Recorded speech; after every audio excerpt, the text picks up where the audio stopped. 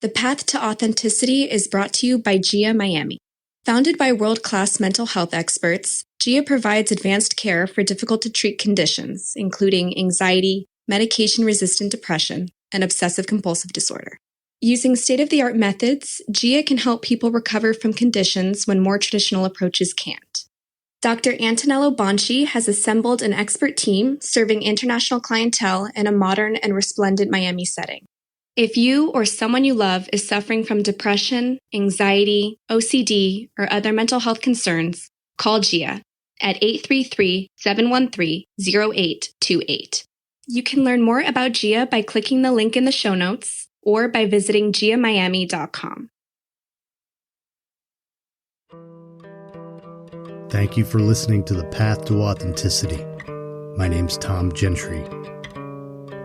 I think of this show as the opposite of small talk. You'll hear real conversations with real people who know who they are. We talk about what makes them who they are, how they became who they are, and how we might become truer expressions of who we are. I am Kristen Alderson, and you are listening to The Path to Authenticity.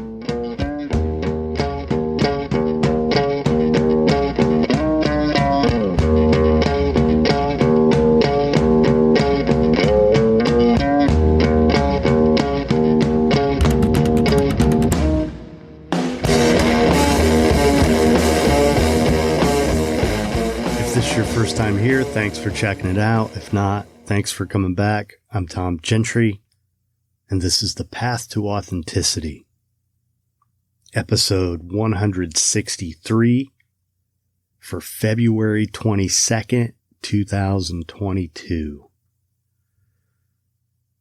This features a conversation with the actress Kristen Alderson, who grew up on soap operas. And I talk a little bit about how we met. She talks about how this came to pass, her acting on daytime TV from the age of 6. And, you know, it's different than most of the stories that we hear from the guests that have been on the show, because she had so much success at such a young age. It's interesting. And we recorded this conversation in the midst of a pretty strange time in my life. I'm in the middle of a move, and I've been thinking about it the last few days. I decided coming into this year that my word for the year, sort of theme for the year, objective for the year was harmony. And man, my life feels like just about anything but harmonious right now. I have half my place packed and about another month before I actually move, and I just don't feel settled. So I'm ready to get to the next phase here, get moved, get into this new home where I'm going to be living, and get into a normal routine again. So that's what I got going on. Hope everybody out there is doing well. So I think you're going to enjoy this conversation with Kristen. It was, we wanted to do it live on Clubhouse, but I've been having some problems with that app. Anytime I host a room, the app just repeatedly crashes. So we weren't able to do the interview with a live audience. But we got it done. And we talked about it. She's going to come back when the kinks get ironed out with my Clubhouse account. I don't know what that's about, but I'm going to have to reach out to the folks at Clubhouse and see if I can get it sorted out, because it keeps happening. But she's going to come back and she's going to be on the 20 Questions show at some point. So I really appreciate her doing this, and it means a lot to me. And here you go, Kristen Alderson.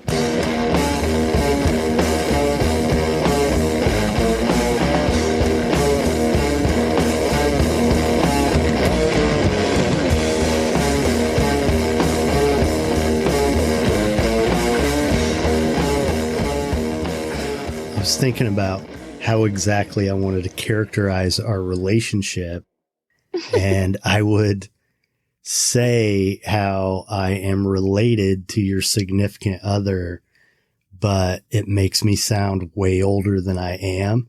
So instead, I'm just going to say your significant other is my best friend's son. How's that? There you go. Perfect. Yeah. That works.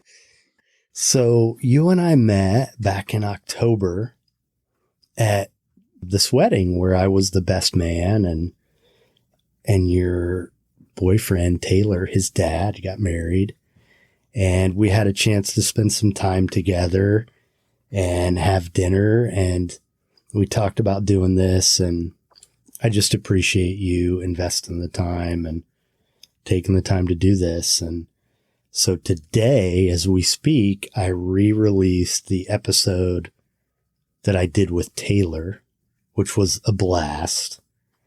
And it has been really a pleasure just to watch him sort of take flight in life from afar and to see how devoted he is to his craft and how fun he is.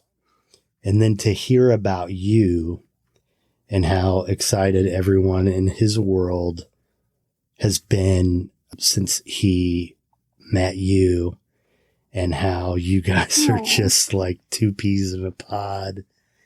And I've witnessed it, and it's really nice to see, you know. So I'm happy for you guys, especially on the heels of Valentine's Day. You guys both like posted all kinds of mushy stuff for We did. You so aren't annoying. You're not annoying. At least you're entertaining.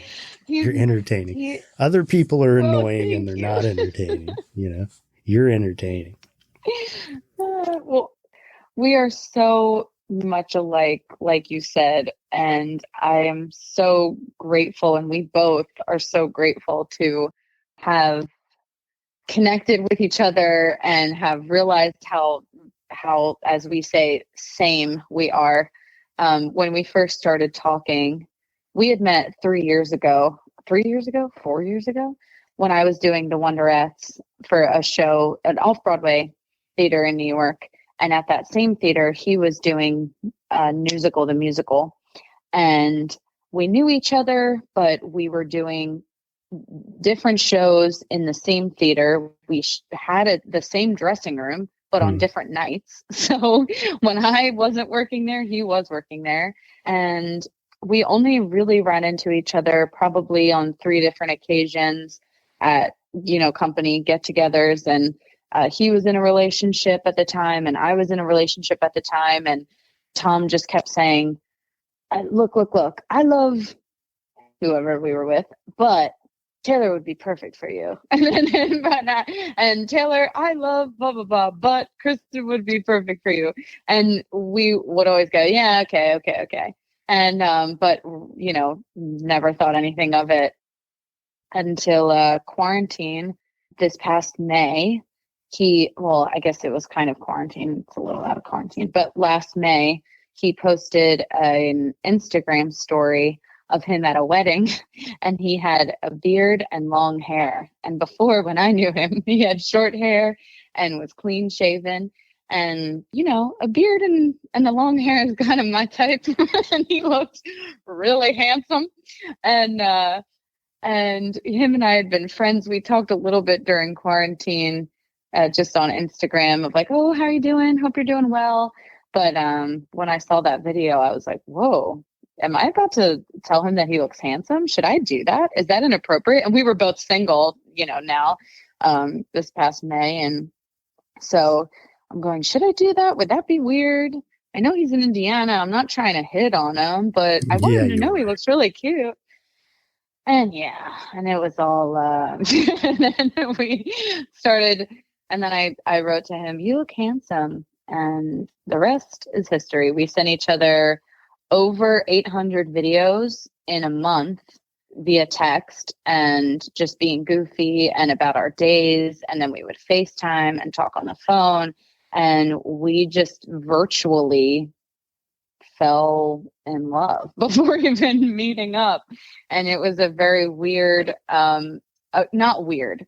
Weird can be a negative word. It was just it was a crazy thing that happened, and we have so many similarities, and he's amazing, and yeah, it was crazy. It was crazy to know someone inside and out, but it felt like I knew him so well by the time we met up, and we were so nervous to see each other in person for the first time because all we had known each other from was videos and FaceTimes.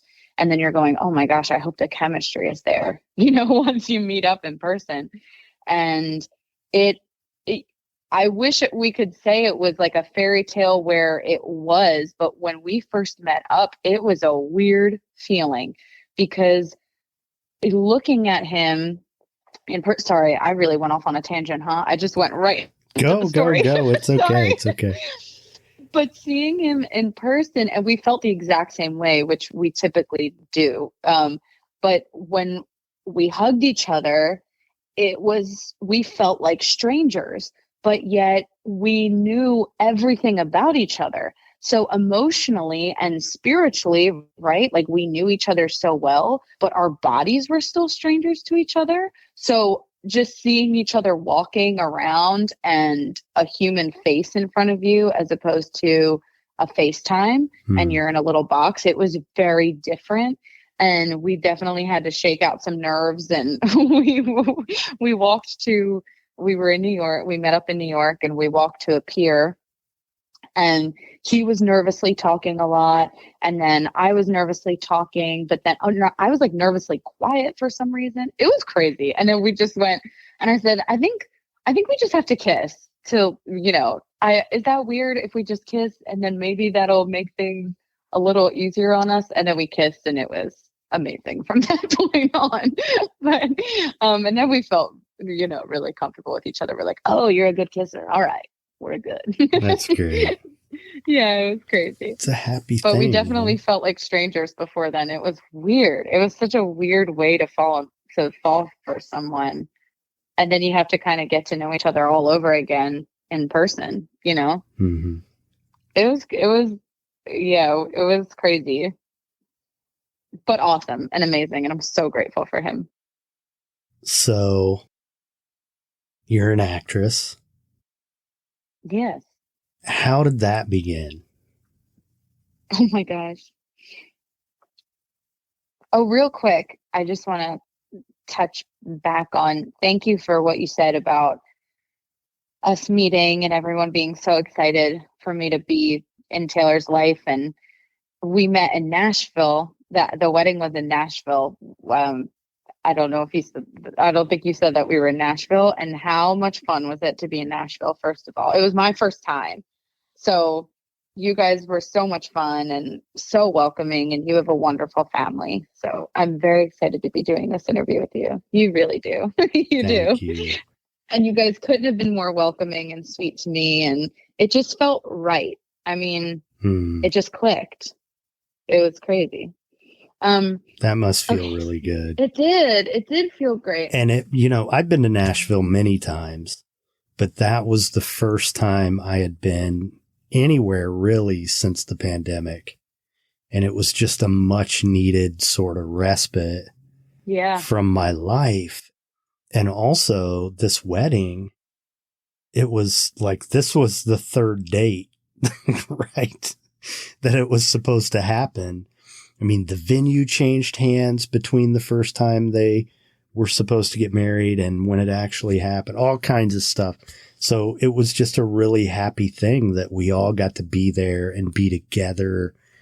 And for me, it was nice because I've been to Nashville a lot of times. I worked for a company there, but I was almost always there for work.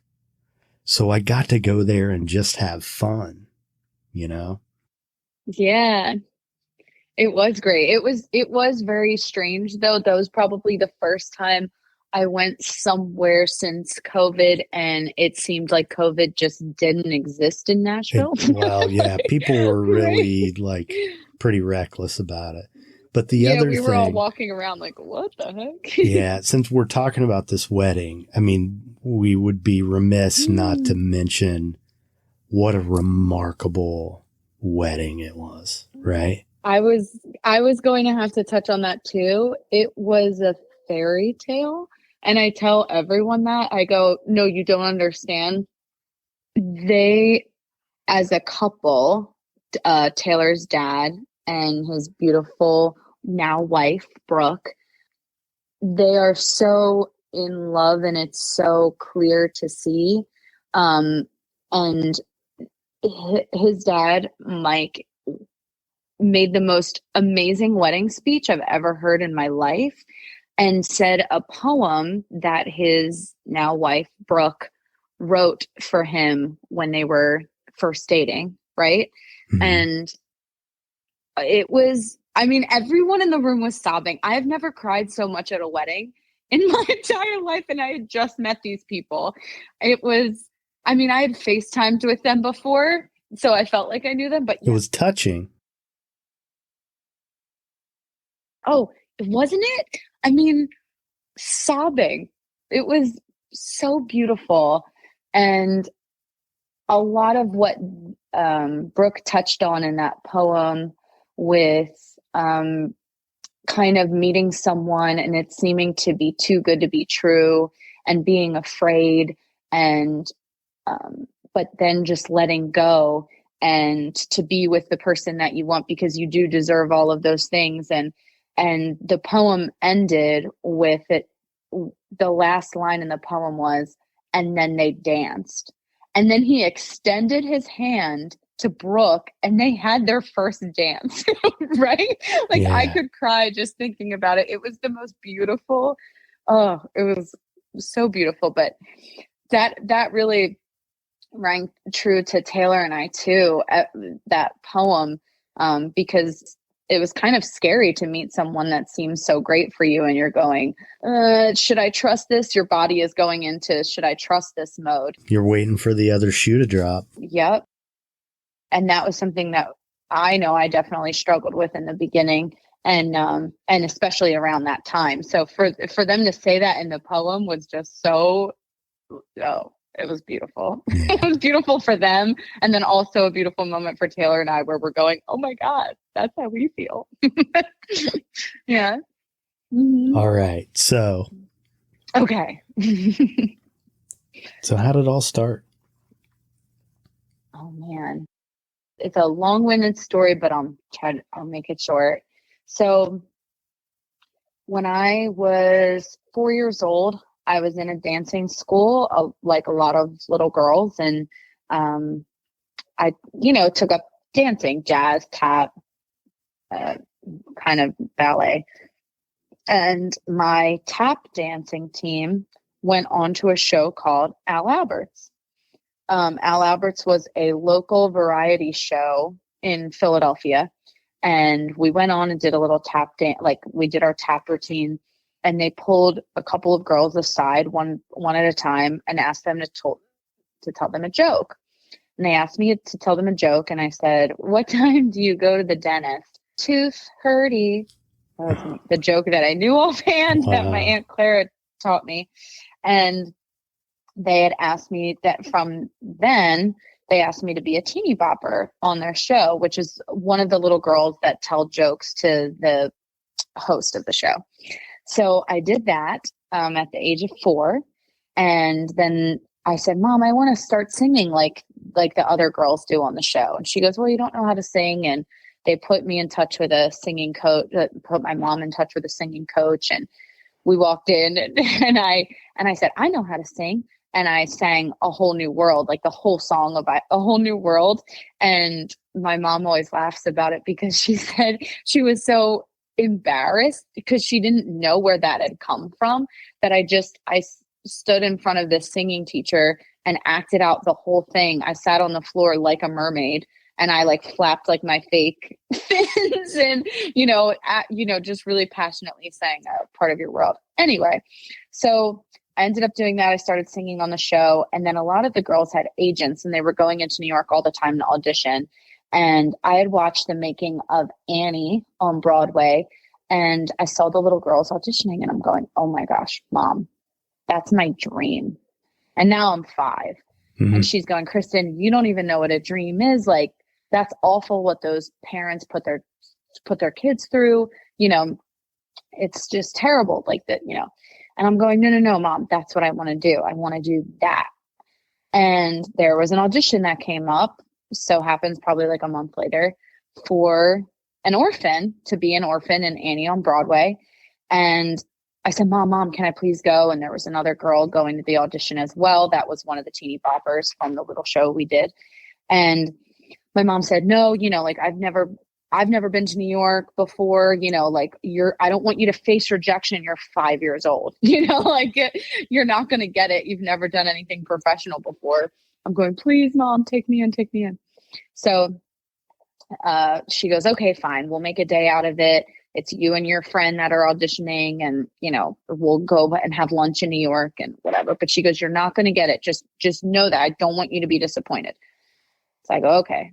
So I go and I get the role of Molly in Annie on Broadway at 5 years old. And my mom's going, what the heck am I going to do? My mom's a nurse. My dad's a cop. And we live in Philadelphia in the suburbs. And she's going, how am I getting you? My brother's 3 years old at the time. She's going, how am I going to go back and forth from New York? Anyway, so fast forward, I played Molly on Broadway for 6 months. And then I toured for 6 months. And I was supposed to tour for 6 more months.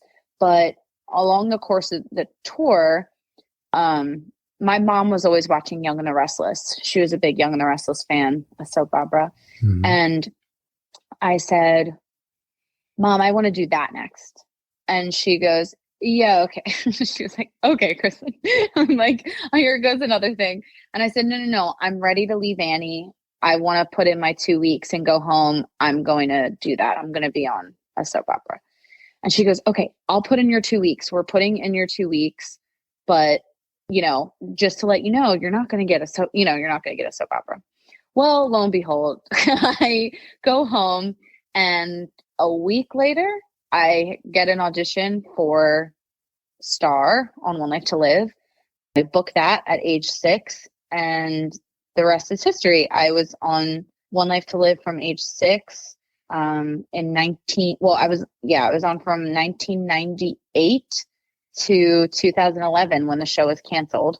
So I think that was like 14 years.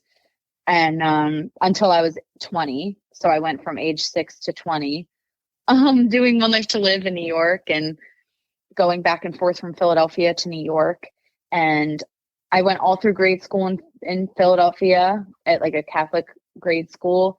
And then I switched to a performing arts public high school in New York. Talk about culture shock. And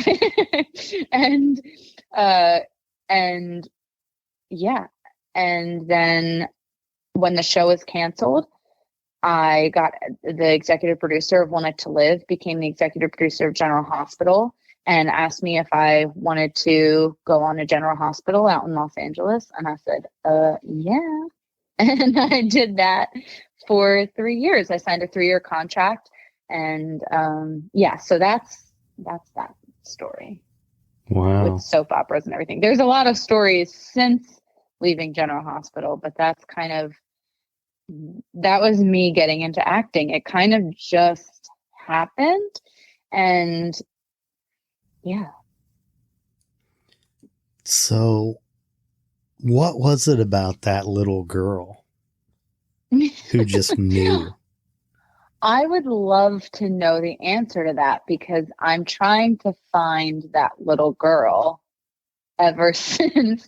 I'm going, where's that confident little girl that said, oh, I'm going to do that? Which I do carry that with me in some ways. I feel like whenever I've had a feeling that something was going to happen, it did. But I think my confidence level isn't where it was at that age. Yeah. Not that I'm insecure. It's just I go, well, that'll never happen. Well, that couldn't happen, kind of thing. It's more confidence in it happening than a lack of confidence in myself, if that makes sense. Yeah. Yeah. But the intuition is there. I guess so. But I guess, yeah, the intuition is there. I also have to remember that maybe the intuition isn't there because something isn't supposed to happen right now. Right. I also feel like when a lot of doors are closed, or doors keep closing, then they're just not meant for you to open them right now. And you'll know when it is time. Yeah. Yeah, I believe Yeah. that. Mm-hmm. That's part of the whole intuition thing. When you're not feeling it, it's not right. Exactly. When my contract was up, I was on General Hospital for 3 years. They offered me 3 more years on General Hospital. And at that point, I had switched characters from Starr to Kiki, so I wasn't being Starr anymore. And Starr was a character that everyone really loved and watched me grow up as, and everyone was a fan of me from being Starr. But Kiki was a new character, and it was kind of tough for some people to get used to me playing a new character. So when it came to me signing a 3-year contract, I think they didn't really know where the character was going to go, and I didn't. And there were a lot of factors, but it was a 3-year contract, or they weren't able to sign me. And I asked for just one year, and they couldn't do that. And my mom and brother had just moved home at the time, and it was one of those moments where they offered me something, and it was, this is our best and final. And it was an aha moment of, oh, I'm supposed to leave now. Like, I just had this overwhelming feeling, like it was my time to go. And it wasn't that I wanted to do, quote unquote, bigger and better things. It wasn't about money. It wasn't anything. It was kind of just, oh, I'm not supposed to do this right now. I had that intuition that I just wasn't supposed to. And I'm glad that I didn't, because 7 months later, I moved back home to Philadelphia. And a lot of things happened since moving home that I definitely I couldn't have missed out on. And I'm glad that I didn't miss out on them if I had signed even a year contract. So everything has happened for a reason in my life, I will say. So what's next? Good question. Well, a lot of things, I guess. So when I moved home, from LA, the first thing I wanted to do was work at this restaurant with my cousin Colleen. Colleen is a year younger than I am, and she's a waitress at this bar called Chickies and Pete's. And I had never had a waitress job. I never had a job other than acting, and I really wanted to try that. I always said that I wanted to be a waitress at some point. I had a feeling that I would, and I wanted to do that. And so I moved home and I became a waitress at Chickies and Pete's. I did that for a year and a half at Parks Casino in Bensalem, Pennsylvania. And I had a ball. Everyone that I worked with was so grateful to work there, and I was so grateful to work there. And I think that coming from an acting standpoint, coming from General Hospital, I love everyone that works there, and I'm not trying to say anything, but you have people that have worked there for a really long time and maybe take what they have for granted, where then going to a waitress job and working with people that are making less money but are more grateful to be there was such a great shift for me. Like, I wanted that and needed that really badly. Like, I've always been so grateful for everything that I have, and I love everything, like, in every single moment. And so it was funny. I would get recognized sometimes when I would wait on people, and they go, "What?" Like, "Oh, I'm sorry. Like, you're a waitress now?" And I'm going, no. First of all, waitresses work their butts off. It's a hard job, so don't disrespect anyone in the waiting in the restaurant industry, because it's hard. Second, I am having a blast working here. This was my choice to work here, and this is great. Like, don't look down on where I am. I made a choice to be here, and I'm having a great time. So, like, that was a very interesting thing to see how people view different careers, right? Like, and it's almost like a class thing, right? Yeah. And you're going, but why is that? I mean, I would work 10 times harder as a waitress and make way less than I did acting, but yet I felt more fulfilled leaving there because I really earned that money. You know what I mean? Like, yeah. So I'm going, why should anyone look down, like, or look at it as a different class system or anything? Like, that is not the case at all. So yeah, I'll fight anyone on someone that wants to look at anyone as different classes or different. Everyone is, I don't know, everyone's the same. That's how I was raised. I was raised that we are all equals and we all have different jobs and different things that we're great at. And no one should look down on anyone for any careers. Well, my experience with employment has been pretty much that the harder I've worked, the less I've been compensated. Right?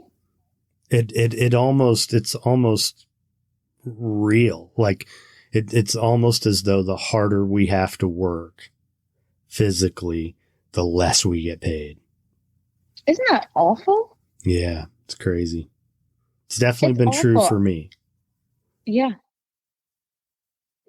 And I think that's a whole other conversation, but it's messed up and it's not the way that it should be. And people take advantage of the people that are waiting on them or, or cooking their meals. And when you go out to a restaurant, there's someone that's been standing on their feet cooking for, 8 hours back there. And who's going to cook for you if they don't do it? You know what I mean? Like, and let me tell you, that person that's been on their feet for 8 hours and are cooking, or I mean, I can at least attest for the people that I worked with, the cooks that I worked with, they came in going, "Good morning, sunshine. It's going to be another wonderful day. Here we are." And we had a blast.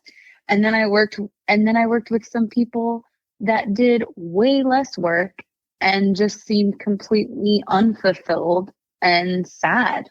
And they're making 10 times more money. So money is not everything. Well, and really, this podcast, what it's always been about. Well, first of all, I'm an addictions counselor and I've had a long career doing that kind of work. And I wanted to be able to kind of take what I've learned and the resources I've garnered in that career and use it in a way that's more universal. So that's how I came up with this concept of authenticity. And for me, I generally think about it from the viewpoint of employment, work, vocation, because I got so off track with that stuff. I wasn't true to myself as a kid. And one of the real glaring ways that played out was with the career I pursued. And I ended up like nearly drinking myself to death because I was miserable and unfulfilled, and I wasn't doing what I wanted to do. And I think so many of us do what we think we're supposed to do, or we do what is going to pay the bills rather than what we actually want to do. And like, especially since doing this podcast and changing some things around in my life, I've made less money, but I've been so much happier than I ever was before. Right. And that's beautiful. I mean, yeah. I mean, there are other ways of being compensated, like right. happiness, quality of life. Like those things are really valuable.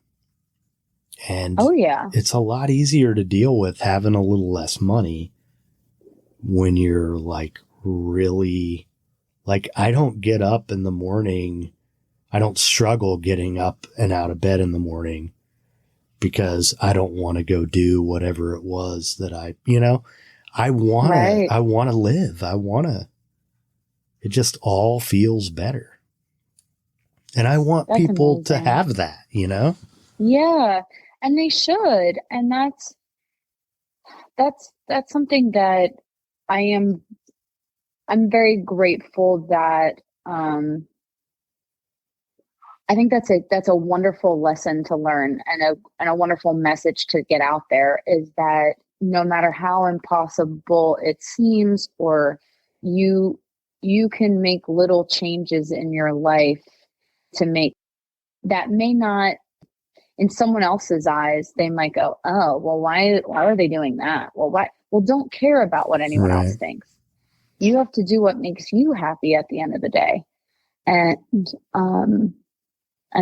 yeah, that's awesome.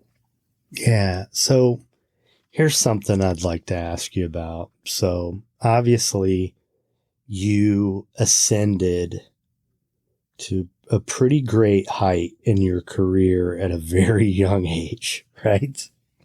I mean, when you're on daytime TV at 6 years old, I mean, that's a pretty big deal, right? Yeah. I look back on the videos and I don't even, it doesn't seem like you. Yeah. I mean, it's kind of like home videos that you would watch of yourself, right? Like, you're like, okay, I know that happened. I know I did it, but can I take credit for it? You know what I mean? Like, I know it's me, but it feels so long ago that it's crazy. Well, what I'm curious about is, so as a kid, my best friend was this short little kid who was all into karate, and he had trophies taller than he was. I mean, he just was like so good at it, like a national champion at like 8 years old. And then he would go on to do other things as he got older. And I think it was really hard for him to not achieve the same kind of success, like in baseball at 12, that he did in karate at 8 or 10. So it was hard for him to accept that. And, I just wonder, like, I think it's really interesting to me that after going through an experience like that you wanted to wait tables. Yeah. It's I was really excited about it. Yeah. But has there been like any kind of adjustment for you where, okay, you had this much success at this young of an age, and then, had to temper your expectations or anything like that as you've gotten older? Yeah, I think that I've definitely had it's gone up and down. So at times, I guess, since moving back home, I do miss acting. And I did an off-Broadway show for a year and a half, and I've done little like gigs since. And that's been amazing. And I have a show coming up that I'm doing that's going to be announced soon. So that's exciting in April. But when it comes to winning an Emmy again or something, or reaching crazy heights career-wise, I am so grateful that I won that Emmy. And that was such a crazy out-of-body experience. But I think that it has helped that I went through it. I know what it feels. I know how cool it was. But I also know that even when you're going through it, and I can imagine that it feels like this for anyone, and because I've heard it in interviews, but you're going, I can't believe this is happening to me. And it kind of feels like a dream, no matter, even when it's reality and you're holding a heavy Emmy in your hand and I was saying a speech and looked down and Kris Jenner is looking up at me and I'm going, whoa, that's Kris Jenner. And you're going, this isn't real. I'm in a dream. And then it happens and really quickly it's over. And then you're back to your, normal everyday life. And even then, you're brushing your teeth, and everybody brushes their teeth in the morning and gets ready and does something. And it's, they're incredible, extraordinary moments that I hope that I'm able to, that are really cool. But I almost, like, I was nominated 2 years after I won. And I just really wanted other people to win, to have that experience. I'm like, I had it. It was awesome. It was crazy. You can't believe how it feels. But I had it. I don't really need it again. Like, I mean, it would be wonderful. I'm not saying I don't want to win an Oscar or something. That would be really cool. But at the same time, it's like, I kind of also know that after winning an Oscar, you will wake up the next day and brush your teeth and get ready and go to work, and do something, or have a day where you don't feel well and look back on it and be able to smile, but you're still going to be living normal every day. I don't know. It put it into perspective for me that that's not the most important thing.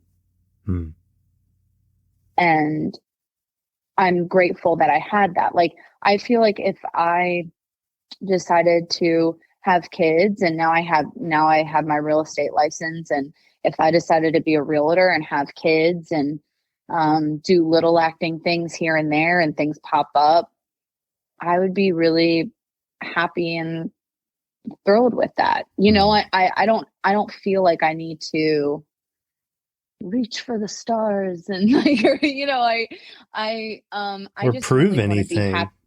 Yeah, like, I just really want to be happy in my everyday life. And I think that that's what I try to tell anyone that feels like it's great to have a goal and to want to do something, right? But like, or to be like, oh, I just really need to win that Emmy. And it's like, great. You can win that Emmy, but just so you know, after you win that Emmy, you're still going to kind of feel like you didn't. Like, it's a weird feeling. Like, like you look back on, like I said, you look back on childhood tapes and you're going, oh my gosh, I can't believe that was me. You still do that. So yeah. Becoming a parent was a little bit like that for me.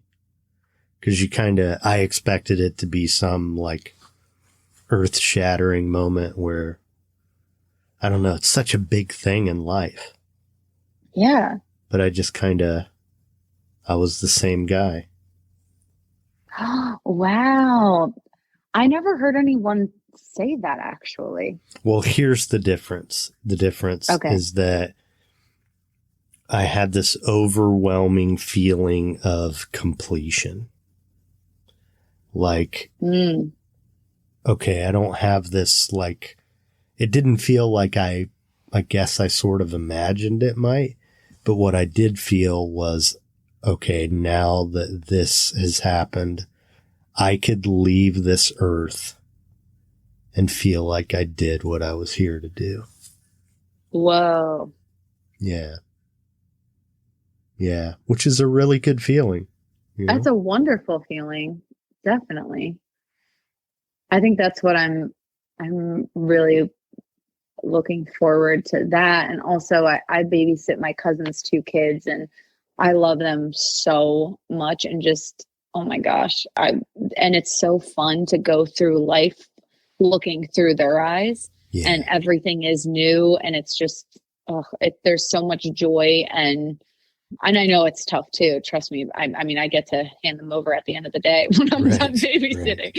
So I know it's not always sunshine and rainbows, but it is a lot of sunshine and just a really cool life experience to relive everything. And they go, well, what's that? What's that? And you're going, oh my gosh, it's so fun to just, I don't know, explain things all over again. Yeah. But I'm going, I love them so much. I can't even imagine when it's my own child. I'm going to be obsessed. It's pretty great. It really is. It's definitely, you feel a connection like no other.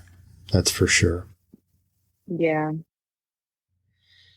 So you got some kind of show coming up here that's about to be announced. With Taylor.